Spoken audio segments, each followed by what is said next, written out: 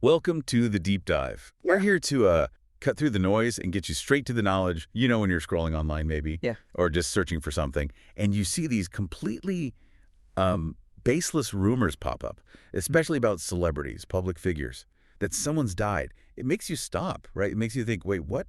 Is that actually true? Oh, absolutely. It happens all the time. The internet, well, it can make almost anything seem believable for a moment. It really can, especially with repeated headlines and those search suggestions. Exactly. So today we're doing a deep dive into a really prominent example of this. We're looking at the career, the enduring career of Malcolm-Jamal Warner. Right, Theo Huxtable for so many people. The Cosby Show, an iconic role, no question. Huge. Launched him into millions of homes.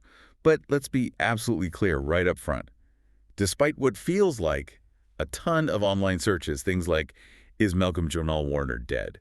Or even really specific weird ones like Malcolm-Jamal Warner drowning. Which are completely false. Completely. Unequivocally. He is alive. He is thriving. As of today, Monday, July 21st, 2025, he is very much active, very much working. Yeah. So our mission today, it's kind of twofold, isn't it? First, we want to just definitively shut down these rumors, these things that plague public figures like Warner. Get the facts straight. Exactly. And second, we want to give you the full picture, the true picture of his career, because it's remarkable, really multifaceted, way beyond just Theo. We'll look at his work as an actor, sure, but also as a director, a musician, give you the whole scope. And, why should you care? Beyond just this one actor. Well, because this whole situation, it tells us a lot about online misinformation, how it works, how it spreads. It's fascinating and, frankly, a bit frustrating sometimes. Totally. So we're going to unpack how these rumors get started, why they stick around, and understanding that, well, that's a really useful shortcut to being better informed, generally, in this digital age. Definitely. So let's get into it. Okay, first things first. The sheer volume of false info out there about Malcolm-Jamal Warner's well-being, it's genuinely staggering. It really is. You see the search trends, the social media posts, but no, Malcolm-Jamal Warner did not die. Zero credible reports. None. From any reputable news source. And that specific detail you mentioned, Malcolm-Jamal Warner drowning in Costa Rica, pure fabrication, sensationalism for clicks. Exactly. Clickbait. That's what drives so much of it. Queries like Malcolm-Jamal Warner death or Theo died. Yeah. They usually come from content designed just to grab your attention, make you click, even if the headline is totally misleading. It shows how fast this stuff can spread online, right? Unverified information just takes off. Yeah. And what's interesting is Warner himself has sometimes, addressed these rumors. He has, often with a bit of humor, actually, which is quite graceful, considering. It really is.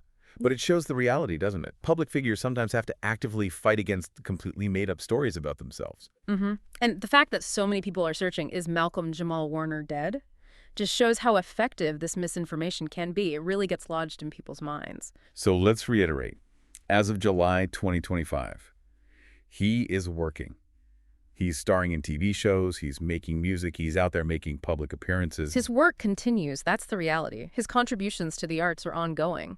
Okay, so let's talk about where it all started for most people. Theo Huxtable, The Cosby Show. Right, you have to start there. 1984, that show wasn't just a hit, it was a cultural phenomenon. Oh, completely. It changed the game for how African-American families were shown on TV, became the anchor of NBC's must-see TV. And Warner played Theo, the only son of Cliff and Claire. He was just so relatable. He really was. That typical teenager, kind of navigating school, girls, what he wants to do with his life. Often funny. Sometimes a bit goofy. And you watched him grow up over 8 seasons, right? Dealing with dyslexia, which was pretty groundbreaking to show on mainstream TV back then. Huge, yeah. Exploring jobs, relationships, Warner's performance, it felt really authentic. People loved Theo. Millions did. All over the world. And his scenes with Bill Cosby as Cliff Huxtable, they were often the heart of the show, weren't they? Funny, yeah, but also touching on real stuff. Father-son things, education, life lessons. Absolutely. The show was consistently top-rated. It made Warner a household name overnight, basically. A role model for a whole generation. And that early experience being on such a massive hit, it also gave him exposure behind the camera too, didn't it? It did. He got into directing episodes of The Cosby Show itself. That insight, seeing production from that side so young, that's clearly been important for his whole career, for his longevity. Okay, but then, Then there's the other side. Yeah. The really difficult, complex part. Right. The legacy of the show and everyone involved, it's been massively complicated by the allegations against Bill Cosby. His conviction, even though it was later overturned, it changed everything. It forced this huge reevaluation of the show's place in history. Yeah. And it definitely impacted the careers and perceptions of the cast. It put them in an incredibly tough spot. Warner, the other cast members, how do you navigate that? Your connection to the show that made you famous versus the public's very understandable reaction to what came out about its star. Yeah. And Warner, I think, has handled it very thoughtfully. He's spoken about the complex feelings, acknowledging the show's positive impact, but also the deep pain caused by Cosby's actions. He seems to have kept a respectful distance from Cosby personally, while still valuing his own experience on the show itself. Yeah, exactly. A very professional, careful approach. And it's that resilience, navigating that complexity, continuing to work and be in the public eye. It just makes these bizarre death rumors seem even more baffling. It really does. Because he didn't just fade away after Cosby. Not at all. He built this incredibly diverse career over decades. Showing real versatility, Exactly. actor, director, musician. That's right. His filmography, his TV credits, they show someone who kept working, kept evolving. After Cosby ended in '92, he made a point of looking for roles that were different, that let him grow beyond Theo. And he found them, like Malcolm and Eddie, that sitcom with Eddie Griffin on UPN. Right. 1996 to 2000, he played the more mature, responsible character there, showed his comedic timing as an adult. That later remember him on Community. Yeah. Andre, Shirley's ex-husband, 2011-2012, fit right into that really sharp ensemble comedy. But he also moved into drama quite deliberately. He did. Major Crimes, the TNT drama. He was LT Chuck Cooper for several seasons, 2013 to 2018. That was a solid, dramatic role showing a different side. And then American Crime Story. The People, V.O.J. Simpson in 2016. He played Al Cowlings. Yes. Received a lot of praise for that as part of that incredible ensemble cast, bringing that whole event back to life. But I think for a lot of people recently, the big one was Dr. A.J. Austin, the Raptor. Oh, definitely. On The Resident, the FOX medical drama from 2018 until it ended in 2023. Brilliant surgeon, kind of arrogant at first. Right. But then you saw his character arc, becoming more empathetic, really beloved by the end. That role really connected with viewers. Yeah, Malcolm-Jamal Warner, the Resident. That became a really familiar thing for people watching primetime. Showed he could carry serious, dramatic storylines. And like you mentioned earlier, he directs, too. It wasn't just a one-off thing on Cosby. No, he kept doing it. Directed episodes of Malcolm and Eddie, Nickelodeon shows like All That and Keenan and Kel. It shows a real understanding of the whole TV production process, not just acting. Artistic versatility. Okay, and here's something that might actually surprise some people. The music. Yes. Yeah. He's a really accomplished musician, a bassist. And singer, spoken word artist. He's released albums. Jazz, R&B fusion. The Groove Prince here, Selfless. And get this, his 2015 album, MJW, was nominated for a Grammy. For Best Spoken Word Album. That's incredible. It really is. Blends jazz, funk, spoken word. He performs regularly, too. It's clearly a real passion for him beyond the acting. So, yeah, primarily TV, but he's done films too. Maybe not huge blockbusters, but roles in movies like The Cleanup Crew, Restaurant, The Comedian. Working across different genres, keeping busy. Exactly. So you have this long, active career, this multifaceted talent. And yet even his private life gets tangled up in these online rumors sometimes. People search for, Malcolm-Jamal Warner wife or Malcolm-Jamal Warner kids. They do. And as of now, July 2025, he is married to Jessica Williams, an actress and dancer. Right. They reportedly married around 2017, and they have a daughter also born around then. But he tends to keep his family life very private. Doesn't talk about it much publicly. Which is totally understandable. Completely. But sometimes that desire for privacy can kind of inadvertently create a vacuum where speculation or even false rumors can creep in because there's just less verified public information. That makes sense. And before his current marriage, he had some high-profile relationships, too. Yes, with Michelle Thomas, who played his girlfriend Justine on The Cosby Show. And tragically, she passed away young from cancer back in 1998. Right. And that specific point is actually quite key, potentially. It's possible some of the confusion, these persistent false death rumors, might stem from people conflating his life with the real tragedy of someone closely connected to him, like Michelle Thomas. That's a really interesting point. He also dated Karen Molina White from a different world and had a long relationship with Regina King. Mm-hmm.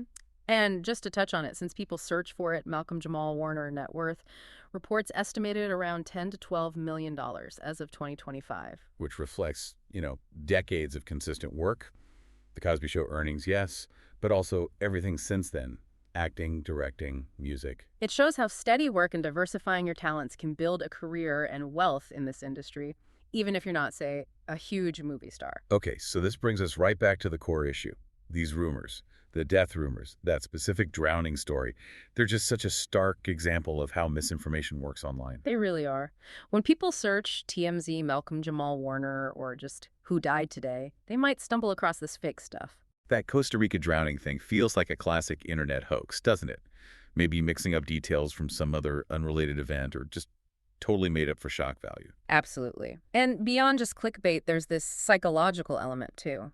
The illusory truth effect. Ah, right. The more you hear something, even if it's completely false. The more familiar it feels, and the more likely you are to start thinking, well, maybe there's something to it, even subconsciously. And like you said, the confusion with real tragedies involving other people, especially maybe others connected to Cosby who have passed away, like Michelle Thomas, that adds another layer of potential confusion. It likely does. So why do these things stick around so stubbornly? Yeah, why? Well, false death reports are, unfortunately, a pretty common tactic for shady websites or social media accounts. They want clicks, they want ad revenue. Exploiting emotion, curiosity. Exactly. And things spread incredibly fast before anyone has a chance to verify them. Plus, the algorithms on social media. The code that decides what we see in our feeds. Right. Those algorithms can accidentally amplify these hoaxes. They see something getting a lot of clicks or shares, and they push it out to more people, making it seem more legitimate or widely believed than it actually is. So a really key insight here is just pause. Before you share something shocking like that, just take a second. Do a quick search on a couple of actual news sites. Yes. That simple step can break the cycle of amplification. It's about critical thinking, isn't it? Verifying info from multiple reputable sources. Especially before believing or spreading these kinds of claims. The fact that so many searches for "is Malcolm-Jamal Warner dead?" exist really just hammers home how powerful these rumors are, even when they fly in the face of reality. Mm-hmm. So wrapping things up, we've looked at Malcolm-Jamal Warner's career, right? From Theo, this cultural icon, all the way to his current work, The Resident, is directing that Grammy-nominated music. A really resilient and varied career. And the main point, the most crucial takeaway, he is very much alive. He's still contributing, still creating. Absolutely. And we've seen how those false searches, Malcolm-Jamal Warner death, they really highlight the power of these rumors. Fueled by clickbait, maybe by psychology, maybe even confusion with real sad events like Michelle Thomas passing away. Yeah. And reflecting on all this, his ongoing career versus these persistent false rumors, it does raise a bigger question, I think, for you, for all of us listening. Well, in this age of just instant information, algorithms pushing stuff at us constantly, how do we get better at telling fact from fiction? How do we cultivate those critical thinking skills? right. And maybe what responsibility do we have as people who consume and sometimes share information to slow down the spread of this unverified stuff, whether it's about a public figure or really about anyone? That's definitely something to think about as you go about your day. This has been The Deep Dive. We hope we've given you plenty to mull over.